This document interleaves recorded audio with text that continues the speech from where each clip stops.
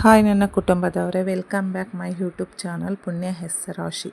ಇವತ್ತಿನ ರೆಸಿಪಿ ಕಡಲೆಬೇಳೆಯಿಂದ ಮಾಡಿದ ಆಮೊಡೆಯನ್ನು ಹೇಗೆ ಮಾಡುವುದೆಂದು ನಾನು ಈ ವಿಡಿಯೋದಲ್ಲಿ ನಿಮಗೆ ತೋರಿಸುತ್ತಿದ್ದೇನೆ. ಮೊದಲಿಗೆ ಒಂದು ಬಟ್ಟಲಿಗೆ ಕಡಲೆಬೇಳೆಯನ್ನು ಹಾಕಿ 2-3 ಸಲ ಚೆನ್ನಾಗಿ ತೊಳೆಯಬೇಕು. ತೊಳೆದ ನಂತರ ಮತ್ತೆ ತಣ್ಣೀರನ್ನು ಸೇರಿಸಿ 3-4 ಗಂಟೆ ನೆನೆಯಿಡಬೇಕು.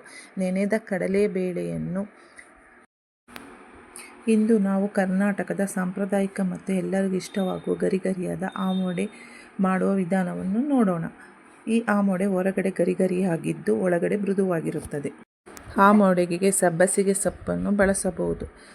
ಸಬ್ಬಸಿಗೆ ಸೊಪ್ಪನ್ನು ಚೆನ್ನಾಗಿ ತೊಳೆದು ಮುಂಚೆ ಚಹಾದ ಜೊತೆಗೆ ಅಥವಾ ಮಳೆಗಾಲದಲ್ಲಿ ಸವಿಯಲು ಇದು ಅತ್ಯುತ್ತಮ ತಿಂಡಿಯಾಗಿದೆ.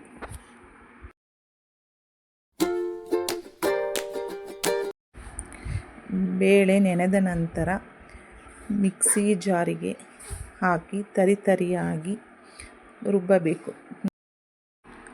ಆಮೊಡೆಯು ಮುಖ್ಯ ಪದಾರ್ಥವಾದ ಕಡಲೆಬೇಳೆ ಉತ್ತಮ ಪ್ರೋಟೀನ್, ನಾರಿನಾಂಶ ಮತ್ತು ಕಬ್ಬಿಣದ ಮೂಲವಾಗಿದೆ. ಇದು ದೇಹಕ್ಕೆ ಶಕ್ತಿಯನ್ನು ನೀಡಲು ಸಹಾಯ ಮಾಡುತ್ತದೆ. ಆದರೆ ಆಮೊಡೆ ಎಣ್ಣೆಯಲ್ಲಿ ಕರಿಯುವ ಪದಾರ್ಥವಾಗಿರುವುದರಿಂದ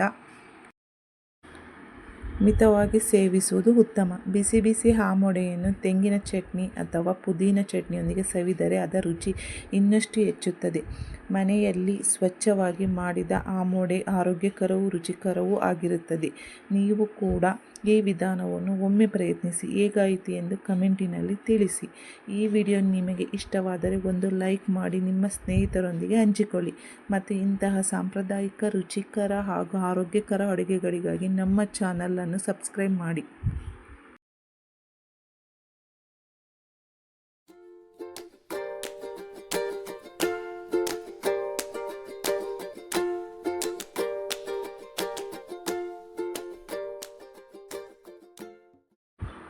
ಒಂದು ಪಾತ್ರೆಗೆ ಕಡಲೆ ಹಿಟ್ಟು,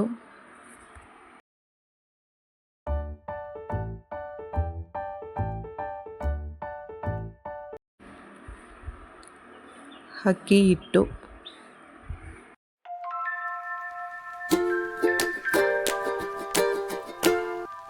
ಹೆಚ್ಚಿದ ಈರುಳ್ಳಿ, ರುಬ್ಬಿಕೊಂಡ ಕಡಲೆಬೇಳೆ,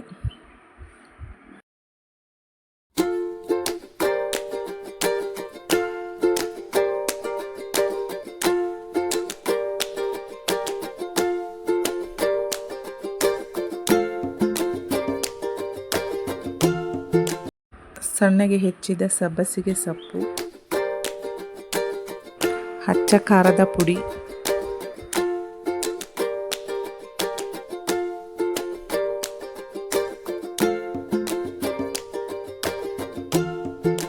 ರುಚಿಗೆ ತಕ್ಕಷ್ಟು ಉಪ್ಪು,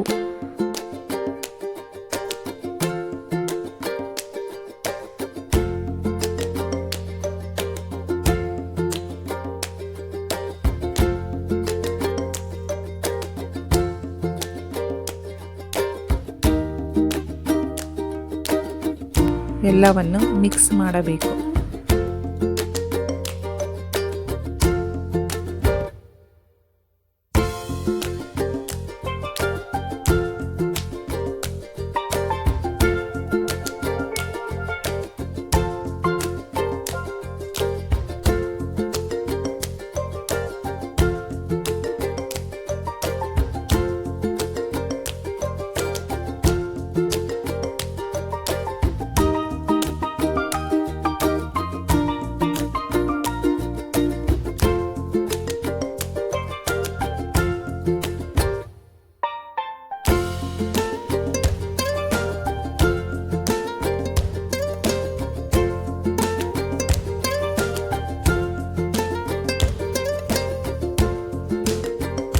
ಒಂದು ಬಾಣಲಿಗೆ ಎಣ್ಣೆಯನ್ನು ಹಾಕಿ ಆಮೊಡೆಯನ್ನು ವೃತ್ತಾಕಾರದಲ್ಲಿ ತಟ್ಟಿ ಎಣ್ಣೆಯಲ್ಲಿ ಕರೆದರೆ ಆಮೊಡೆ ರೆಡಿಯಾಗುತ್ತದೆ.